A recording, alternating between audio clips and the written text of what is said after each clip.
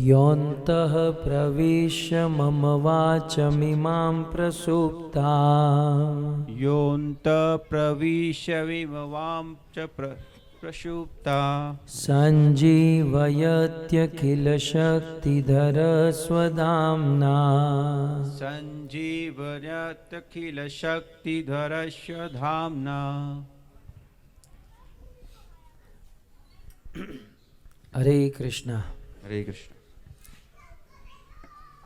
स्वपरम सौभाग्य है हम सब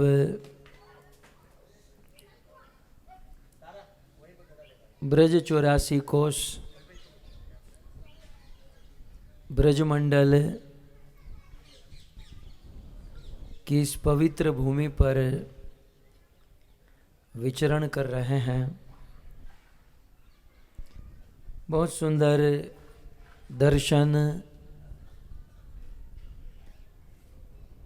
एवं परिक्रमा का लाभ प्राप्त हो रहा है। कल हम सब गिरिराज गोवर्धन की परिक्रमा किए। श्री गोवर्धन जो साक्षात भगवान का स्वरूप है, गोवर्धन भगवान के दासों में सबसे उत्तम है। गोवर्धन जो हमारी समस्त मनोकामना पूर्ण करते हैं, ऐसे गिरिराज गोवर्धन की हम सब परिक्रमा करते हुए कुसुम सरोवर, जहाँ पर श्रीमती राधा रानी प्रायः फूल चयन करने के लिए आती थी और राधा और कृष्ण का बहुत सुंदर प्रेम कलह होता था। आज वहाँ पर बहुत सुंदर महल का निर्माण हुआ है, हम सब ने दर्शन किया। कुसुम सरोवर की और एक महिमा यह भी थी है, जब भगवान श्री कृष्ण इस धराधाम को छोड़कर चले गए तो भगवान की पत्नियां द्वारिका से कुसुम सरोवर में आई थी। उद्धव जी को प्रार्थना करने पर उद्धव जी प्रकट हुए और पद्म पुराण के अनुसार कुसुम सरोवर में ही भगवान श्री कृष्ण के प्रिय सखा श्री उद्धव जी ने कृष्ण की 16,108 पत्नियों को भागवत कथा सुनाई थी और उद्धव जी के श्रीमुख से भागवत कथा सुनकर वे सभी रानियां देखते ही देखते आकाश के मार्ग से वैकुंठ को प्राप्त हुई। सो ये है कुसुम सरोवर की महिमा। वहाँ से हम आगे बढ़े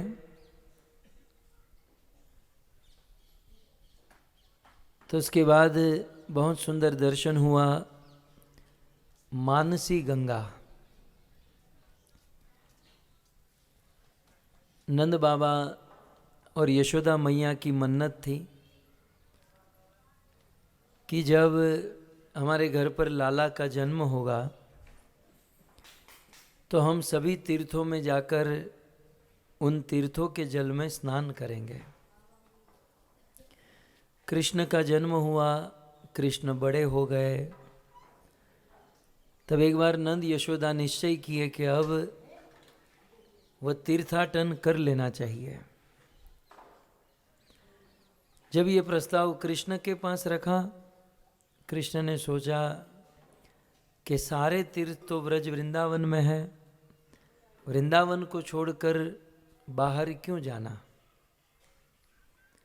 नंद यशोदा को कहा कि आपको जाने की जरूरत नहीं है।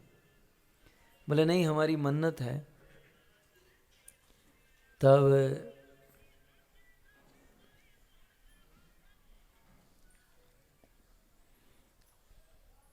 भगवान श्री कृष्ण ने अपने मन से श्री गंगा को प्रकट किया, सर्व तीर्थों को प्रकट किया, सभी तीर्थों ने अपना जल वहाँ पर निवेशित किया और उस तीर्थ में स्नान करने से, उस मानसी गंगा में स्नान करने से सभी तीर्थों में स्नान करने का फल प्राप्त होता है। सो गोवर्धन परिक्रमा के दौरान मानसी गंगा का दर्शन हमने किया। तत्पश्चात आगे बढ़े तो क्या आया, फिर किसका दर्शन हुआ? हरिदेव जी, भगवान श्री कृष्ण के प्रपौत्र वज्रनाभ जी के द्वारा प्रस्थापित 4 विग्रह में से एक हैं श्री हरिदेव। हरिदेव जो गोवर्धन में विराजते हैं। तो ऐसे श्री हरिदेव जी का दर्शन हम सब ने किया। वहीं पर सनातन गोस्वामी की भजन कुटीर है और चक्रेश्वर महादेव जी का दर्शन है। श्री सनातन गोस्वामी हरिदेव जी के चरणों में ही भजन करते थे।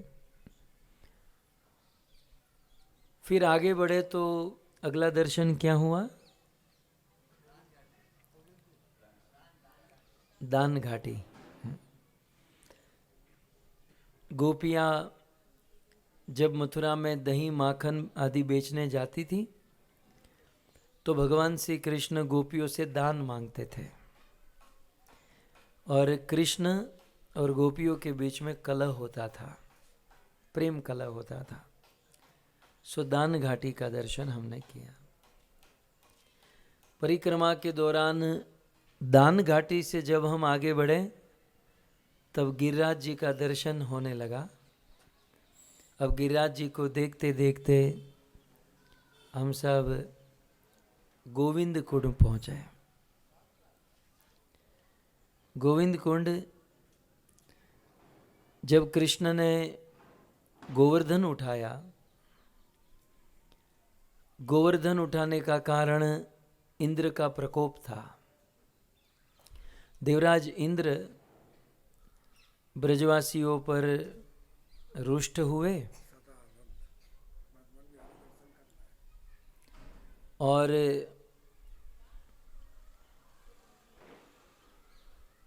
इंद्र को समझ में नहीं आया कि कृष्ण स्वयं भगवान है और इंद्र ने सांवर्तक मेघ को आदेश दिया और फिर ब्रज को मारने का प्रयास किया। उस समय ब्रजवासियों की रक्षा करने के लिए भगवान श्री कृष्ण ने गिरिराज गोवर्धन उठाया। 7 दिन तक गोवर्धन अपने हाथों में धारण किया। जब इंद्र को पता चला कि मुझसे बहुत बड़ा अपराध हो गया है, तब इंद्र सुरभि माता को लेकर अनेकों सरोवर कुंड के जल को लेकर भगवान श्री कृष्ण का अभिषेक किए और सुंदर स्तुति किए। भगवान का अभिषेक करके जो जल गिरा, अभिषेक का जल, वही है गोविंद कुंड। कृष्ण के अभिषेक से बना हुआ जल है गोविंद कुंड। और उस समय देवराज इंद्र ने कृष्ण को यह नाम दिया गोविंद, जो भगवान श्री कृष्ण का मूल नाम है। कृष्ण के करोड़ नाम है, हरि के 1000 नाम, कृष्ण के करोड़ नाम। परंतु प्रश्न होगा ना, हमारे वहाँ अब मेरे ही कितने नाम हैं? मुझे पहले लोग लाला कहते थे। क्या कहते थे? फिर मेरा नाम लाला था और माताजी एडमिशन लेने चली गई स्कूल में। स्कूल वालों ने पूछा कि भाई इसका नाम क्या है? नाम तो नहीं पाड़ा। हाँ। तो नाम तो रखना पड़ेगा ना यहाँ पर। तो बड़े भाई का नाम अल्पेश था, तो इन्होंने खड़े खड़े कह दिया कल्पेश। इन्होंने नहीं कहा होगा, वो स्कूल वालों ने ही कहा होगा उसका अल्पेश है तो इसका कल्पेश कर दें। हाँ कर दो। राशि गई भाड़ में, कौन सा ग्रह कौन सा नक्षत्र, तो अभी तक पासपोर्ट में वही चल रहा है। फिर जब मेरी शादी हो रही थी तब पंडित जी ने कहा अरे इसकी राशि मिथुन नहीं है, मेष राशि है। तो फिर वडीलों ने शादी के समय हमारा नाम रखा आकाश। मेरी शादी का जो कार्ड है उसमें मेरा नाम क्या लिखा है? बचपन में क्या बोलते थे? पासपोर्ट में क्या नाम है? फिर गुरुजी जब जीवन में आए तो गुरुजी ने नाम रखा लाल गोविंद दास। तो हम जैसे के भी बहुत सारे नाम है, लेकिन आखिर तो पासपोर्ट, वीज़ा, आधार कार्ड, पैन कार्ड ये लीगल नाम होता है। ठीक उसी प्रकार भगवान श्री कृष्ण की लीला से, नाम से, उनके रूप से कृष्ण के अनेकों नाम है, लेकिन कृष्ण के आधार कार्ड में कौन सा नाम है? कृष्ण का भी पासपोर्ट होगा ना। एक बार हमारे गुरु महाराज को स्वप्न आया और स्वप्न में कृष्ण और बलराम आए और कहा कि गुरुजी आप अमेरिका कथा करने जाते हो, हमको भी अमेरिका लेकर चलो। तो गुरुजी ने स्वप्न में कहा कि भाई अमेरिका जाने के लिए पासपोर्ट लगता है। तो कृष्ण और बलराम ने गुरुजी को पासपोर्ट ला कर दिया, ये हमारे पासपोर्ट है। तो भगवान के पासपोर्ट में कौन सा नाम लिखा होगा?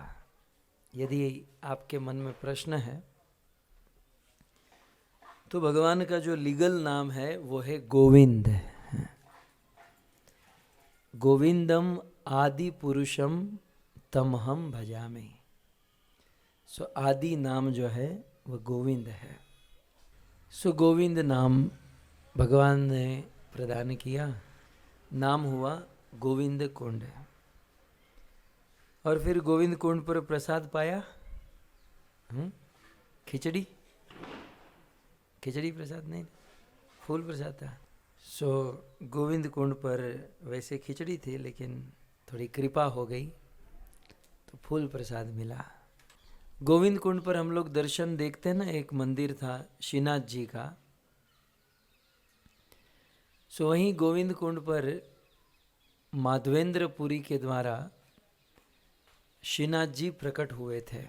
फिर माधवेंद्रपुरी के बाद श्रीनाथ जी की सेवा जो है वो वल्लभाचार्य के पास, उनके पुत्र विठल गोसाई के पास चली गई। और फिर वे श्रीनाथ जी भगवान वहाँ नाथ द्वारा में चले गए। सो जो नाथ द्वारा में श्रीनाथ जी हैं, उस श्रीनाथ जी का प्राकट्य कहाँ हुआ था? गोविंद कुंड में। श्रीनाथ जी को भोग लगाया श्री विठल गोसाई ने। किसने? भगवान ने भोग नहीं खाया। दूसरी बार भोग लगाया, दूसरी बार भी नहीं खाया।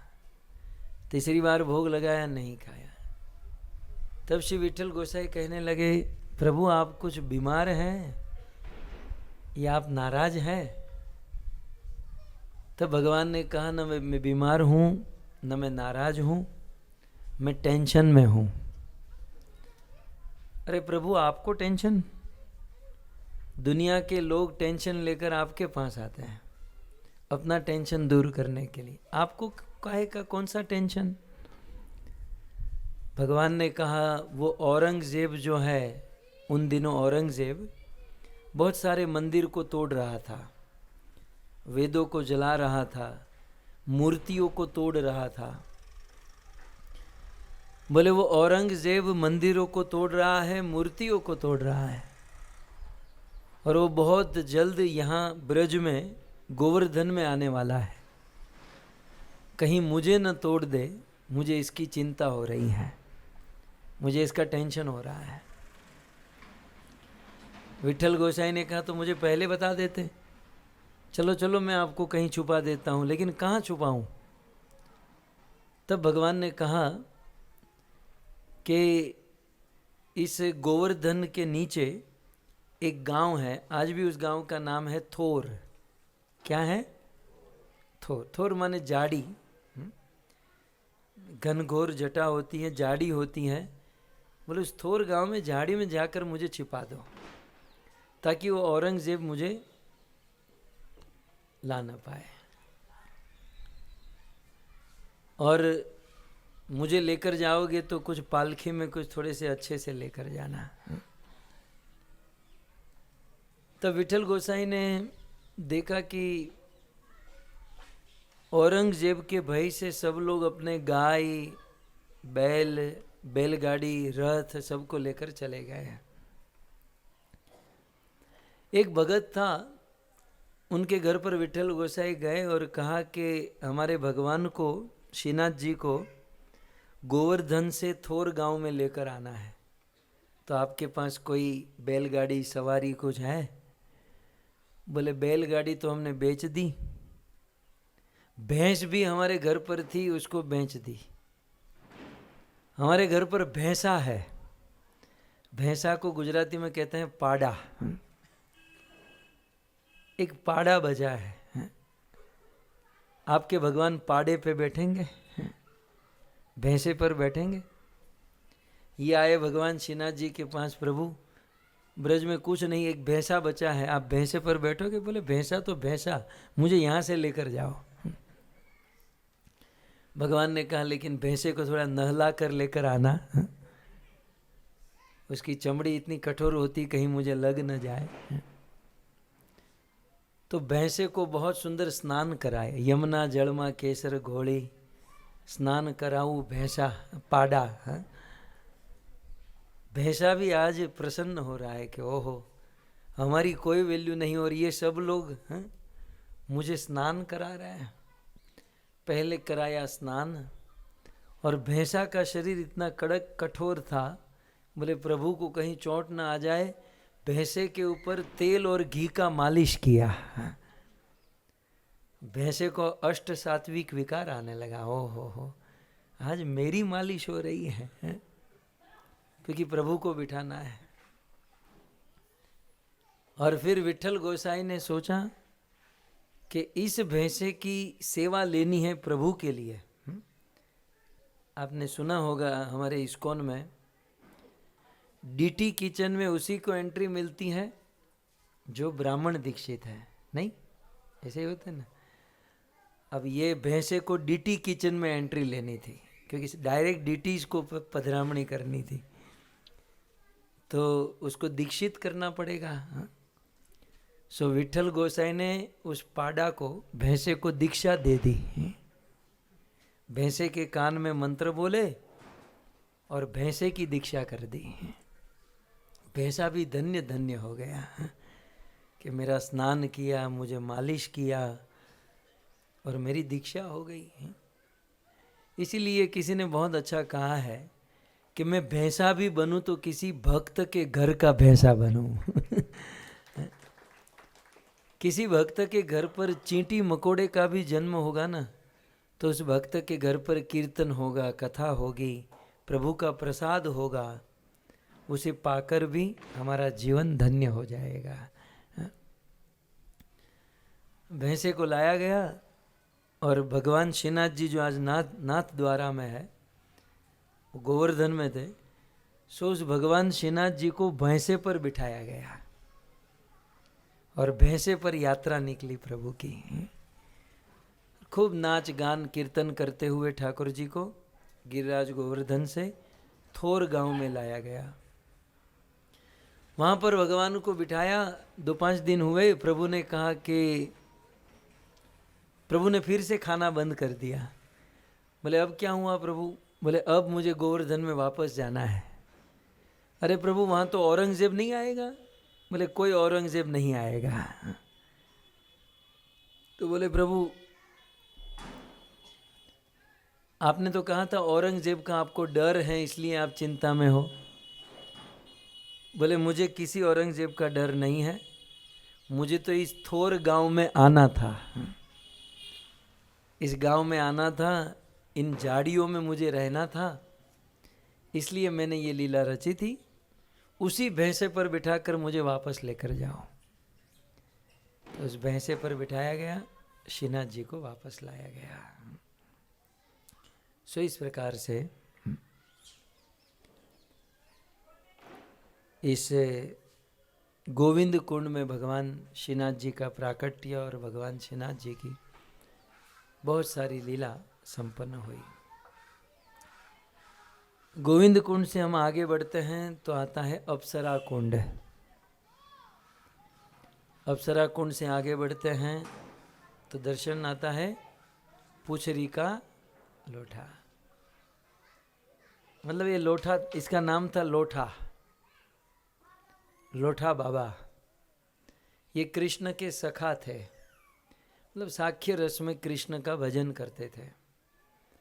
और कृष्ण वादा करके गए कि मैं बहुत जल्द ब्रज में वापस आऊँगा, तो वहीं पर खड़े खड़े कृष्ण की राह देख रहे हैं कि मैं वापस आऊँगा। सो इस प्रकार से पुछरी का लोठा।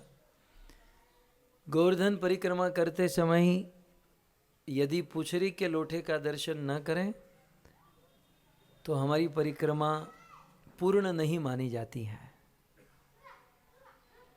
पुछरी का लोठा जो है वो अटेंडेंस लेने के लिए बैठा है। सो वहाँ पर हम दर्शन करते हैं। पुछरी के लोठे से आगे बढ़ते हैं तो फिर परिक्रमा में अगला दर्शन किसका होता है? जतिपुरा है, सुरभि कुंड। चला, सुरभि कुंड के बाद दर्शन होता है जतिपुरा। जति माने यति, यति माने माधवेंद्रपुरी, वहाँ पर रहते थे। तो यति जति का वह पुर है, इसलिए जतिपुर। उसे गोवर्धन का मुख मानते हैं और वहाँ पर गिरिराज गोवर्धन को दूध चढ़ाया जाता है। जतिपुरा से आगे बढ़े, बहुत बहुत चलते चलते चलते हम आते हैं उद्धव कुंड। उद्धव कुंड, जहाँ पर उद्धव जी लता गुल्म बनकर विराजते हैं। उद्धव कुंड से 2-3 किलोमीटर चलते हैं तो आता है राधा कुंड और श्याम कुंड। जो राधा कुंड भगवान श्री कृष्ण को परम प्रिय है। कृष्ण को जितनी श्रीमती राधा रानी प्रिय है उतना ही राधा कुंड प्रिय है। राधा कुंड का दर्शन करने से और यदि गुरु की आज्ञा हो तो श्री राधा कुंड में स्नान करने से भगवान श्री कृष्ण की शुद्ध भक्ति, शुद्ध प्रेम प्राप्त होता है। सो राधा कुंड का दर्शन और श्याम कुंड का दर्शन किया, परिक्रमा की और पुनः कुसुम सरोवर आकर परिक्रमा समाप्त की है। फिर तो सीधे रूम में आकर सो ही गए होंगे। सो कल हमारा ये दर्शन हुआ और आज सुबह हम सब प्रथम दर्शन किए तालवन। तालवन की, जहाँ पर एक बार कृष्ण बलराम और सभी सखा गैया चराने के लिए आए और गैया चराते हुए सखाओं ने कहा कि कन्हैया भूख लगी है। कृष्ण ने सखाओं को बलराम की ओर इशारा किया, बोले उनको कहो। सो बलराम जी, हमको भूख लगी है और इस तालवन में ताड़ के बहुत वृक्ष हैं। ताड़ फल जानते ना? कुछ लोग ताड़ नहीं जानते, ताड़ी जानते हैं।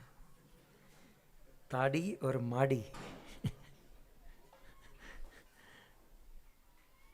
सो बहुत सुंदर फल होता है। ये नेचुरल वालों ने एक नया आइटम सिखाया। ताड़ फल को आइसक्रीम के साथ खाओगे तो बहुत अच्छा लगता है। पहले हमको नहीं पता था, कुछ दिन पहले हमको ये ज्ञान हुआ। सो बहुत अच्छा फल होता है ताड़ फल, बलवर्धक होता है, शरीर को पुष्टि देता है।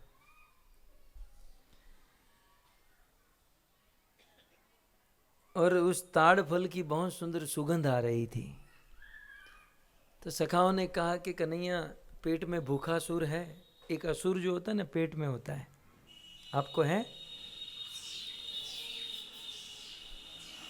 ये असुर हर 3 घंटे पैदा होता है और इस असुर का नाम है भूखासुर। सो हमारे पेट में भूखासुर प्रकट हुआ है, तो हमको ताड़ खिला दो।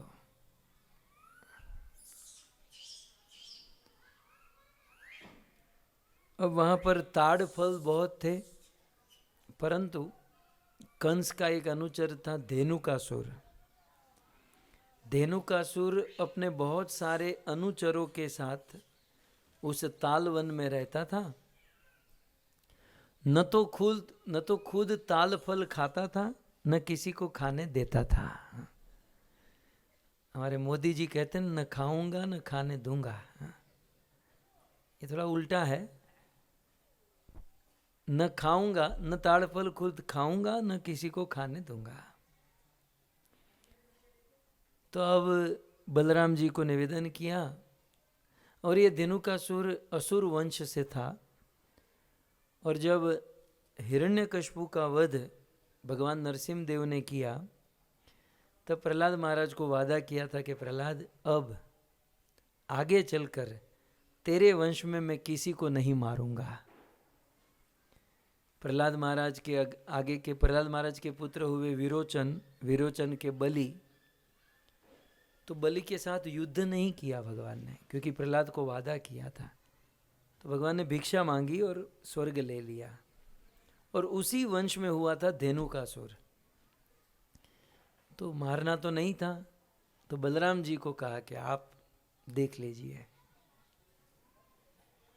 सो बलराम जी ने एक जोर से ताल फल को मारा, वृक्ष को मारा और पेड़ गिर गया। पेड़ के गिरते ही धेनुकासुर को पता चला कोई तो आया है। सामने खड़ा था, खड़े थे बलराम जी, धेनुकासुर सामने दूर से रनिंग लेकर। ये धेनुकासुर जो है ना गधे का रूप था। कौन सा? और गधा पीछे से लात मारता है। रनिंग लेकर आया, आकाश में उछला और बलराम जी को जैसे ही पीछे से लात मारने गया, बलराम जी ने उनकी दोनों टांगे पकड़ ली और गोल गोल ऐसे घुमाया और घुमाकर जोर से आकाश में फेंका। उसके प्राण निकल गए। फिर धेनुकासुर के बहुत सारे अनुचर थे, वो सब लोग आए। बलराम जी उनका पांव पकड़ पकड़ कर घुमा घुमा कर मारते। कृष्ण ने टेक्निक देख ली कि बड़े भैया कर तो परफेक्ट है, परफेक्ट कर रहे हैं। सब कृष्ण भी दोनों पांव पकड़ पकड़ के गधों को फेंकने लगे। सो कृष्ण और बलराम ने मिलकर बहुत सारे गधों को मार डाला, धेनुकासुर का वध कर दिया। और फिर उस ताल वन से ताड़ फल भगवान ने खाए। तो ये घटना जहाँ पर घटी थी, आज सुबह हम उस मंदिर में गए और उस मंदिर का हमने उस स्थान का दर्शन किया। ठीक है। सो तालवन की। तालवन के बाद हम सब लोग आए मथुरा के इस मधुवन में। जिस स्थान में हम लोग बैठे हैं, इस स्थान का नाम है मधुवन, जो वृंदावन के 12 वनों में से एक वन है। बहुत सुंदर। इस मधुवन का प्रभाव चारों युगों में होता है। जैसे हनुमान जी, चारों युग परताप तुम्हारा, जैसे हरि नाम चहु जुग चहु श्रुत नाम प्रभाव, ठीक उसी प्रकार मधुवन का प्रभाव चारों युगों में है। यहाँ पर सर्वप्रथम सतयुग में श्री ध्रुव महाराज आए थे। कौन आया था? ध्रुव महाराज। हम सब लोग मधुवन में प्रथम दर्शन किए ध्रुव टीला। टीला माने टेकरा, टेकरी। सो हम लोग ऊपर चढ़ कर गए ना मंदिर में, वो टेकरी है, टीला है। जब अपनी सौतेली माँ के वचन को, कटु वचन को सुनकर ध्रुव के हृदय में बड़ा कष्ट हुआ। वाणी जो है ना, यदि कड़वी हो तो बहुत कष्ट देती है। गोली उतना नहीं लगती जितनी बोली लग जाती है। इसलिए जब भी हम कुछ बोले तो हमारे शब्द तोल कर, सोच समझ कर बोलना चाहिए, क्योंकि एक बार वाणी निकल गई तो निकल गई, फिर वो वापस नहीं आती है। सॉरी कहना पड़ता है, पाँव पड़ना पड़ता है, लेकिन फिर भी जो शब्द निकल गए सो निकल गए। ध्रुव की सौतेली माँ ध्रुव को बहुत कटु वचन कही। ध्रुव को कष्ट हुआ, दुखी हुए। ध्रुव की माँ ने कहा कि तुम्हें यदि उस सिंहासन पर बैठना है तो भगवान के पास जाओ, भगवान तुम्हारी सारी इच्छा पूर्ण करेंगे। और ध्रुव अपने घर से निकल गए। जब घर से निकले तो जानते नहीं थे मुझे कहाँ जाना है, क्या करना है, लेकिन मन में एक सद्भावना थी, एक उत्साह था कि मुझे भगवान चाहिए। और जब किसी व्यक्ति के मन में प्रभु को प्राप्त करने की कामना होती है तो भगवान उसे शक्ति देते हैं, भगवान व्यवस्था कर देते हैं। सो ध्रुव के मन में सत्य संकल्प था प्रभु को प्राप्त करने का। भगवान की कृपा से, भगवान की इच्छा से ध्रुव महाराज को मार्ग में नारद मुनि जैसे गुरु मिल गए। और फिर नारद मुनि ने ध्रुव को कहा कि तुम वृंदावन में जाओ, मधुवन में जाओ और वहाँ जाकर तपस्या करो, भगवान मिलेंगे। सो ध्रुव महाराज सीधे आए मधुवन में, यमुना में स्नान किया, प्रथम दिन उपवास किया और फिर पहले महीने 3-3 दिन में एक बार केवल बेर खाते थे और तप करते थे। दूसरे महीने में 6-6 दिन में एक बार पेड़ के सूखे पत्ते खाते थे और तप करते थे। तीसरे महीने में 9 दिन में एक बार केवल जल पीकर तपस्या करते थे। चौथे महीने में जल पीना भी बंद कर दिया, 5वें महीने में सांस लेना भी बंद कर दिया,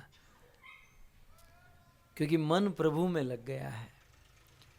हमें दुनिया की वस्तुओं की आवश्यकता तब तक रहती है जब तक हमारा मन भगवान में नहीं लगता है। जब मन भगवान में लग जाए ना तो कोई वस्तु की आवश्यकता नहीं रहती है। सो दुनिया की वस्तुओं के फेर में पड़ते रहेंगे, हमें ये चाहिए, ये हासिल कर लूँ, वो हासिल कर लूँ, तो उसका तो कोई अंत नहीं है। लेकिन दूसरी ओर मन यदि भगवान में लग गया तो दुनिया की किसी भी वस्तु की आवश्यकता नहीं रहती। इसलिए हम भक्तों को पूरा प्रयास करना चाहिए कि हमारा मन भगवान में लगे। भक्ति के जितने भी कार्य हैं ये इसी के लिए हैं ताकि हमारा मन भगवान में लगे। कभी कभी हम लोग भक्ति के कार्य तो करते हैं, लेकिन उस कार्य के पीछे जो उद्देश्य है उस उद्देश्य को भूल जाते हैं। हम ये यात्रा क्यों कर रहे हैं? क्योंकि हमारा मन भगवान में लगे। हम सेवा क्यों करते हैं?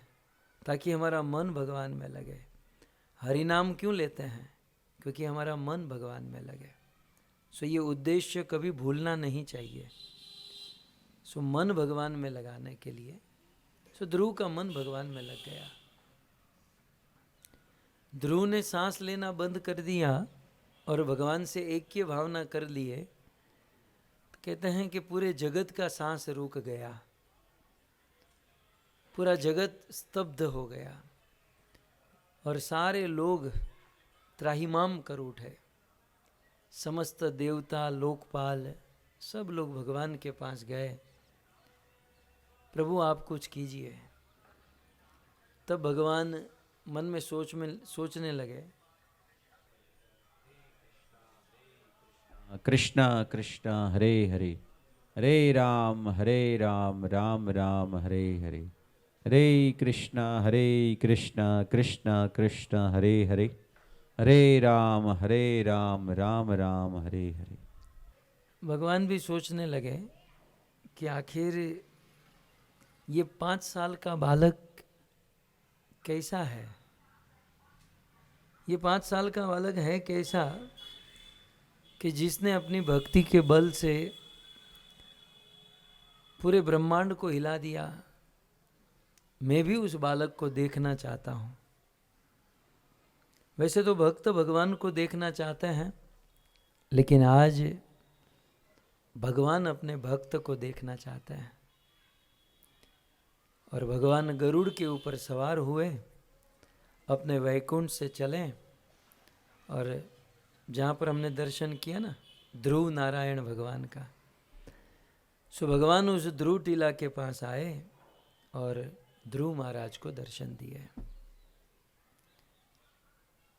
अब बहुत सुंदर प्रसंग है श्रीमद् भागवत जी में कि पहले तो ध्रुव महाराज भगवान के रूप को देखते ही रह गए, और प्रभु को देखने के बाद ध्रुव ने भगवान को प्रणाम किया, और प्रणाम करने के बाद अब ध्रुव दोनों हाथ जोड़कर भगवान के सामने खड़े हैं। थोड़ा सा इमेजिन कीजिएगा, थोड़ा सा उस स्थान पर उस समय पे चले जाइएगा कि ध्रुव के सामने भगवान प्रकट हुए हैं, और ध्रुव के मन में उस भगवान को स्तुति करने की, भगवान को प्रार्थना करने की जबरदस्त कामना है। लेकिन ध्रुव महाराज के पास शब्द नहीं है, उनके पास कोई ऐसी रचना नहीं है, उनके पास वाणी नहीं है। ध्रुव को बोलना है, जिसकी स्तुति कर सके, जिसका बखान कर सके, वो आदमी सामने खड़ा है, और मन में पूर्ण कामना है कि यार इसकी प्रशंसा, इसकी स्तुति, इसकी प्रार्थना होनी ही चाहिए। पात्र भी सामने खड़ा है, मन में इच्छा भी बहुत है, लेकिन ध्रुव के पास वाणी नहीं है। अतः ध्रुव के हृदय में बड़ा दुख हुआ कि मैं प्रभु को स्तुति नहीं कर पाऊंगा।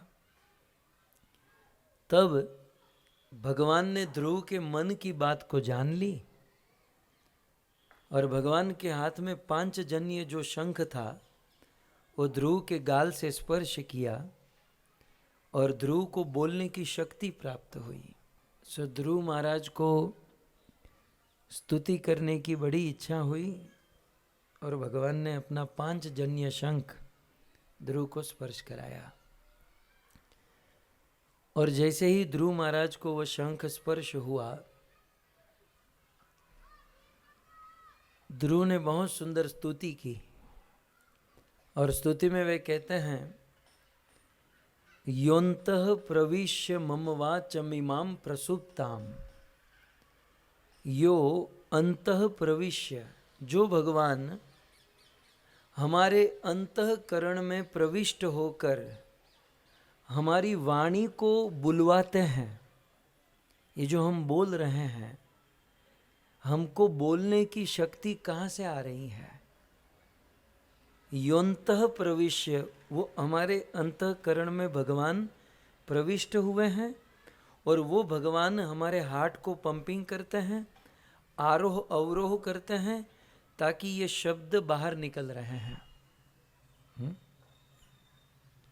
सो ध्रुव महाराज सबसे पहली बात ये करते हैं कि धन्य हो प्रभु आप, मैं आपको करोड़ों करोड़ों धन्यवाद देता हूँ कि आप मेरे अंतःकरण में प्रविष्ट होकर मुझे शक्ति देकर मेरी वाणी को आपने जीवित कर दिया।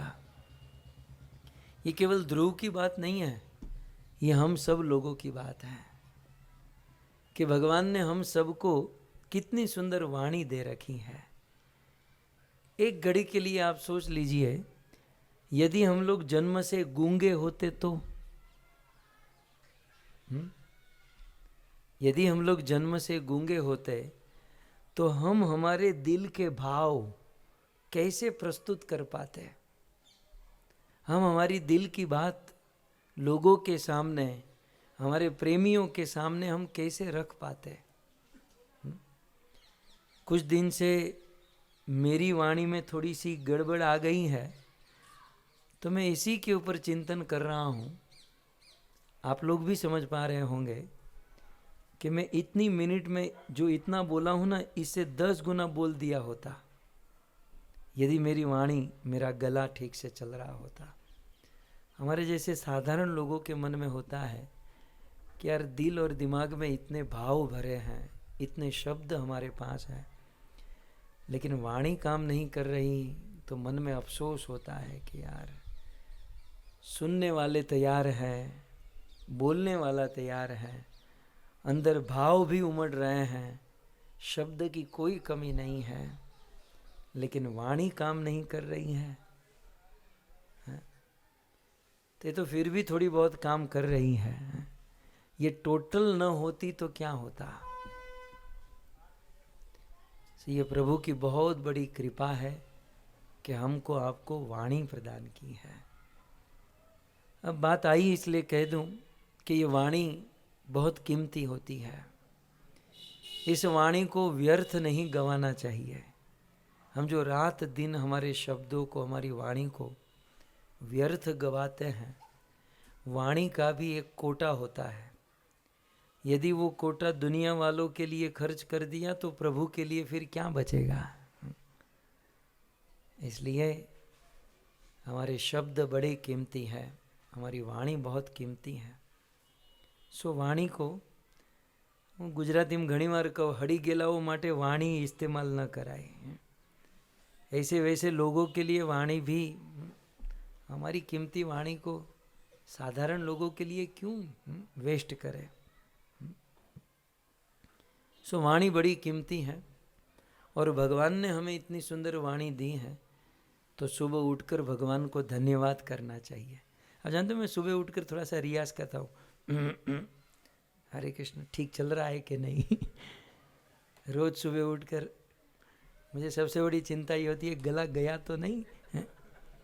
मैं सुर चेक कर लेता हूँ, कौन से सुर तक चल रहा है कि नहीं है? खैर, सो वाणी केवल वाणी की बात नहीं है। ध्रुव महाराज सारी चीज कहते हैं। योन्तः प्रविश्य मम वाचमिमां प्रसुप्ताम संजीवयत्यखिल शक्तिधर स्वधामना। इसी वाणी की तरह आप अपने हाथ को ले लीजिए। भगवान ने इतने सुंदर 2 हाथ दिए हैं। जन्म से ही यदि हम लोग बिना हाथ और पाँव के होते तो क्या काम कर पाते? यदि पाँव न दिया होता तो क्या हम लोग चल पाते? भगवान ने हमें इतनी सुंदर आंखें दी हैं।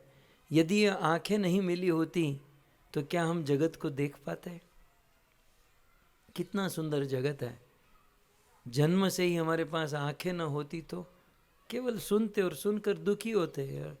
इतना सुंदर जगत हम देखा नहीं। इतना सुंदर कान भगवान ने हमको दिया है। यदि यह कान सुनते ही नहीं तो? भगवान ने कान से सुनने की शक्ति हमको दी, आंखों से देखने की शक्ति। ये सब कुछ ठीक से चल रहा है ना, इसलिए हमको इसकी वैल्यू नहीं है। जिस दिन इनमें से 1-2 पुर्जे बिगड़ेंगे ना, साला तब पता चलेगा कि ये टांगे बहुत अच्छी थी, लेकिन हमने व्यर्थ ही बिगाड़ दी। आँख बहुत अच्छी थी, कान बहुत अच्छे थे, वाणी बहुत अच्छी थी, इसकी वैल्यू हम करते नहीं हैं। फिर डॉक्टरों के पास जाते हैं, लाखों रुपए ले लो, करोड़ों ले लो, लेकिन ये पार्ट ठीक कर दो। इसका अर्थ तो यही हुआ ना कि एक एक पार्ट के करोड़ों रुपये हैं। तो ईश्वर ने हमको इतना सुंदर शरीर दिया है, इतनी सुंदर वाणी, आँख, हाथ, कान, सब कुछ दिया है, लेकिन हम इसको व्यर्थ ही गवा दे। तो हमारे जैसे मूर्ख कोई नहीं है। भगवान ने जब यह सुंदर शरीर दिया है तो इस शरीर का इस्तेमाल आत्मा की उन्नति के लिए करना चाहिए। ये शरीर जिसने दिया है उस भगवान के लिए करना चाहिए। और एटलीस्ट इतना सुंदर शरीर देने वाले भगवान को हमें धन्यवाद करना चाहिए कि प्रभु आपका धन्यवाद, आपने ये बहुत सुंदर शरीर हमें प्रदान किया है। सो इस प्रकार ध्रुव महाराज भगवान से प्रार्थना करते हैं, धन्यवाद करते हैं। ध्रुव महाराज ने तो बहुत कड़े शब्दों में कहा कि प्रभु आपने हम लोगों को शरीर दिया, आँख दी, हाथ दी, कान दिया, पाँव दिया, अरे शरीर को चलाने के लिए बुद्धि आपने हमको दी, और फिर भी संसार का जीव आपको धन्यवाद न करे तब तो वो कृतघ्न माना जाएगा, और ऐसे कृतघ्नों को नरक में भी जगह नहीं मिलेगी। कितने बड़े पापी। हम लोग दुनिया वालों को तुरंत थैंक यू कहते हैं, आपने मुझे ये दिया, थैंक यू, धन्यवाद धन्यवाद। ईश्वर ने हमको इतना कुछ दिया, क्या ईश्वर को धन्यवाद नहीं देना चाहिए?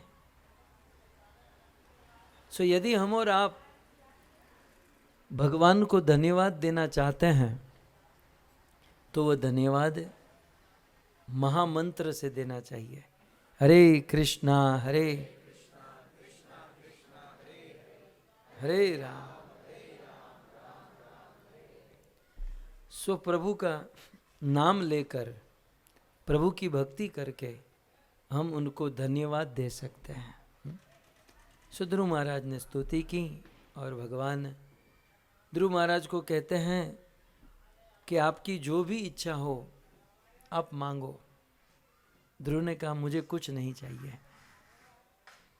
नहीं नहीं, कुछ तो मांगो। बोले प्रभु देना है ना तो आपके शुद्ध भक्तों की संगति दीजिए। आपके जो प्यारे भक्त हैं, आपने जिसको सिलेक्ट किया है, आपने जिनको चुना है, उन भक्तों की संगति हमको हो जाए। क्यों? क्योंकि ऐसे भक्तों के मुख से जब हम कथा सुनेंगे ना तो संसार का कोई दुख हमको स्पर्श नहीं कर पाएगा, हम धन्य धन्य हो जाएंगे। आप विचार करो भक्तों, सोचने जैसा विषय है कि ध्रुव को भगवान मिले हैं, ध्रुव के सामने भगवान खड़े हैं और भगवान कहते हैं तुझे क्या चाहिए? तो ध्रुव ने कहा भगवान मुझे आप नहीं चाहिए, मुझे आपके भक्त चाहिए, क्योंकि आपसे तो मुझे केवल आप मिलोगे, लेकिन आपके भक्तों के साथ रहूंगा तो आपकी कथा मिलेगी। और प्रभु जहां आपकी कथा होती है ना, वहां तो आप होते ही हो। सो मुझे आपके शुद्ध भक्ति मुहु प्रवहताम त्वयि में प्रसंगो, मुझे तो आपके भक्तों की संगति चाहिए। हम लोग ये यात्रा में आए हैं ना, यात्रा में दर्शन होना, परिक्रमा करना, प्रसाद पाना, कीर्तन करना, ये तो बाई प्रोडक्ट है, ये तो हो ही रहा है। इस यात्रा में आने का मूल उद्देश्य, मूल बेनिफिट है भगवान के भक्तों की संगति, भक्तों के एसोसिएशन, जो भगवान की संगति से भी उत्तम माना गया है। सो प्रभु आपके भक्तों की संगति दीजिए। भगवान ने कहा ध्रुव और कुछ मांग ले, दुनिया में बहुत दुख है, प्रॉब्लम है। ध्रुव ने कहा मुझे कोई कुछ नहीं, आपके भक्तों की संगति दीजिए और संगति में बैठकर कथा सुनो, क्योंकि आपकी कथा में ऐसा नशा है, ऐसा नशा है। शराब पीने से जो नशा चढ़ता है वो 2-5 घंटे रहता है, लेकिन आपकी कथा सुनकर जो नशा चढ़ता है ना, वो तो जीवन भर तक रहता है। आपकी कथा में जो आनंद आता है, भले मैं टूटा फूटा बोल रहा हूँ, मेरी वाणी में कोई दम नहीं है, लेकिन ये जो आधे पौने घंटे में बैठकर जो आनंद, जो एक सुख मिल रहा है, जो एक शांति का अनुभव हो रहा है, वो भागदौड़ करने से नहीं मिलता है उतना। हाँ? कथा में रस है, कथा में सुख है, क्योंकि कथा भगवान का स्वरूप है। हाँ? सो प्रभु आपके भक्तों की संगति दीजिए। तो भगवान ने कहा कि कोई बात नहीं ध्रुव, तुम कुछ नहीं मांग रहे हो, फिर भी मैं तुम्हें 36,000 वर्ष का राज्य दूंगा, तुम्हें ध्रुव लोक ही दे दूंगा और तुम सदेह ध्रुव लोक को प्राप्त करोगे। तो इस प्रकार से ध्रुव महाराज यहाँ पर आए थे और भगवान नारायण ने ध्रुव को दर्शन दिया था। इस पूरी लीला में जितने भी कैरेक्टर हैं वो सब उस मंदिर में हमने दर्शन किए। ध्रुव महाराज, नारद मुनि, नारायण, गरुड़ जी, ये सब वहाँ पर हैं। ठीक है।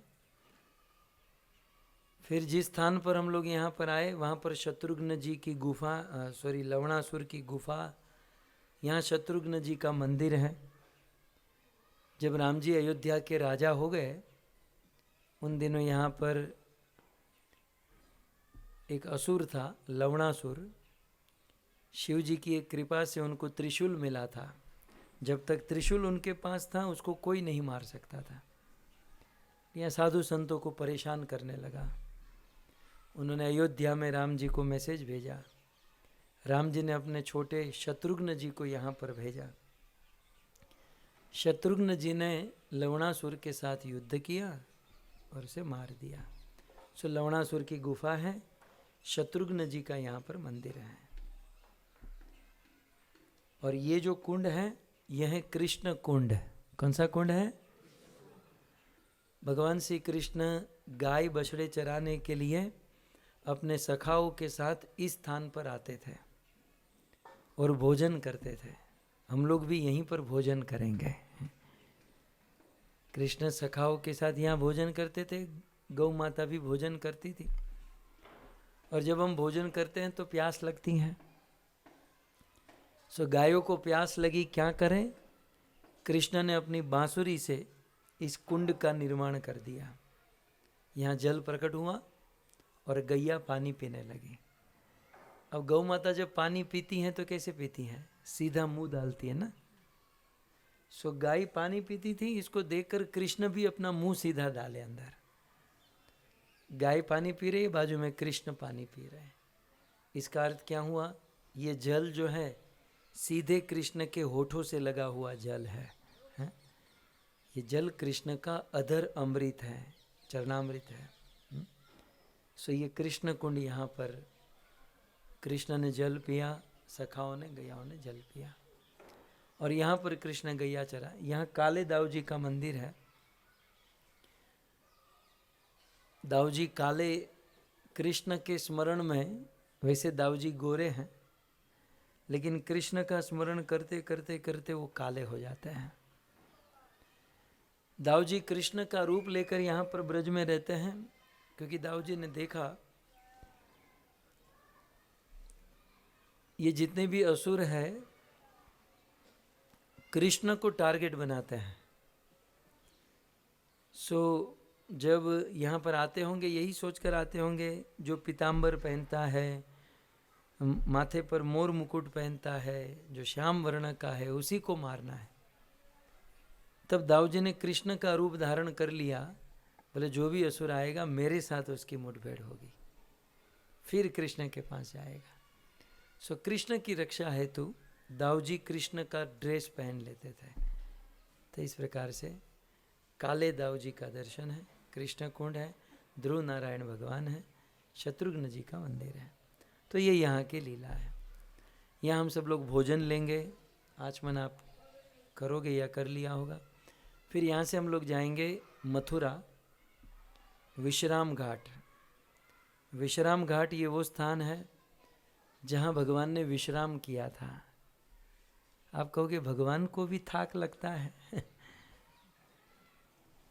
प्रभु करोड़ों करोड़ों ब्रह्मांड चलाते हैं, इसको थकावट लगती है?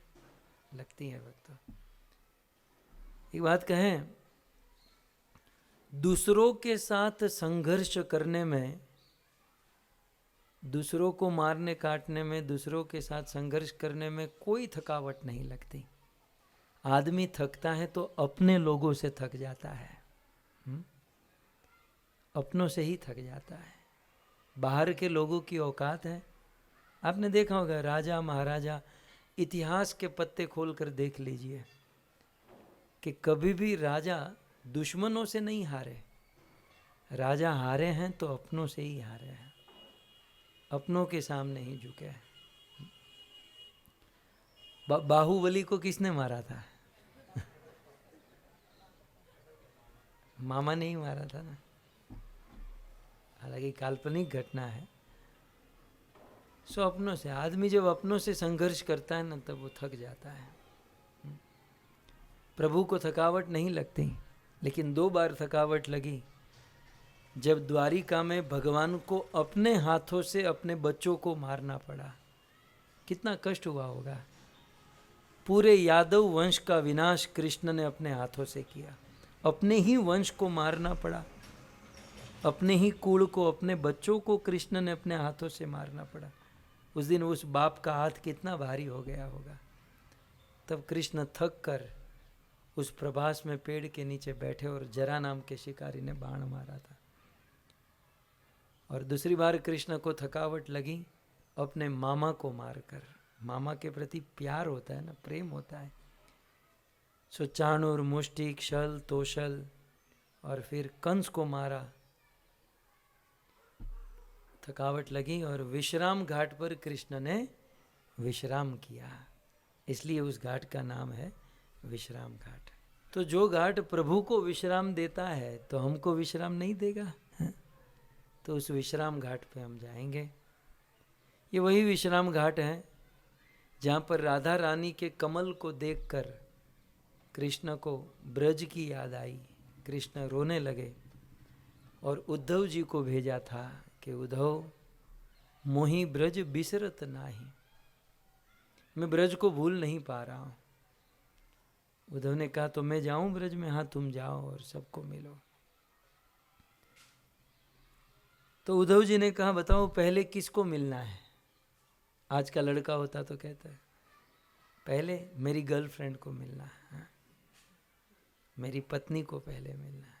आज के तो यही होता है। कृष्ण कृष्ण है।